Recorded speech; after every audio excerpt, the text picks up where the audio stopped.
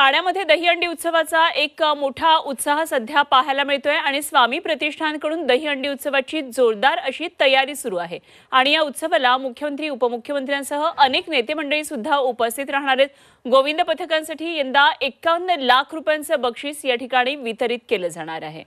आमचे प्रतिनिधी विशाल वैद्य या ठिकाणी सध्या आहेत आणि सगळ्या उत्साहाचा आढावा घेतात। जाऊया थेट विशालकडे। विशाल, मोठा उत्साह ठाण्यामध्ये सुद्धा दिसतो मुंबईसारखाच आणि मुंबई आणि ठाणे आज दोन्ही शहरं खरं तर या उत्सवामुळे एकत्रित झाल्यासारखी दिसतात।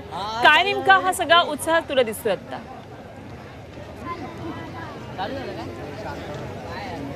अनुपमा, बघू शकतेस माझ्या मागे ही सगळी बाळगोपाळ मंडळी जी आहेत ही त्यांचा उत्साह आता स्वामी प्रतिष्ठानची दहीहंडी या ठिकाणी मी उभा आहे। शिवाजी पाटील यांच्यातर्फे ही दहीहंडी दरवर्षी आयोजित करण्यात येते आणि आत्ता मुंबई आणि ठाण्यातली पथकं जी आहेत ती या ठिकाणी येण्यास सुरुवात झालेली आहेत। माझ्यासोबत काही बाळगोपाळ ज्या आहेत, मुली ज्या आहेत त्या इकडे आलेल्या आहेत आणि हा लवकरच थर लावणार आहेत। आपण त्यांच्याशी बातचीत करूया।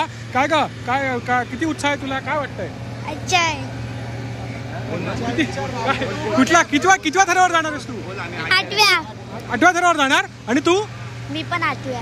यांचं भांडूपचं पथक आहे आणि यांनी आता सराव शिबिरामध्ये प्रथम पारितोषिक मिळालेलं आहे, त्याच्यामुळे या सर्वांचा उत्साह जो आहे तो शिगेला इथे पोहोचलेला आहे। त्याचबरोबर हा एक सगळी सुरक्षाचे नियम पाळून हा एक बाल गोपाळ जो आहे लहानगा तो सुद्धा इथे बसलेला माझ्या इथे उभा आहे। कितव्या थरापर्यंत जाणार आहेस तू?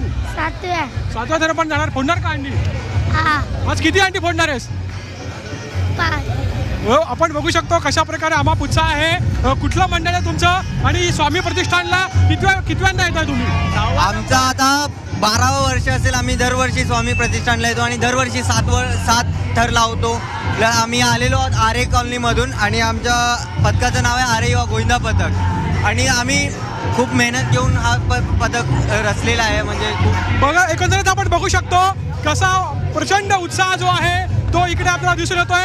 लवकरच जी आहे ती दहीहंडी इथे बांधली जाईल आणि आयोजकांतर्फे दहीहंडीचं प्रतिकात्मक पूजन करण्यात येईल आणि त्यानंतर इथल्या उत्सवाला खऱ्या अर्थाने सुरुवात होईल। आपण हे काय बघू शकतो की लवकरच ती हंडी जी आहे ती इथे वरती चढवण्यात येत आहे आणि शिवाजी पाटील जे आयोजक आहेत त्यांच्यातर्फे या दहीहंडीचं पूजन करण्यात येईल आणि त्याच्यानंतर जे आहे दहीहंडीला अधिकृतपणे सुरुवात होईल आणि ते सुद्धा दिसतंय। विशाल, धन्यवाद सगळा हा उत्साह ठाण्यामधून आमच्यापर्यंत पोहोचवल्याबद्दल।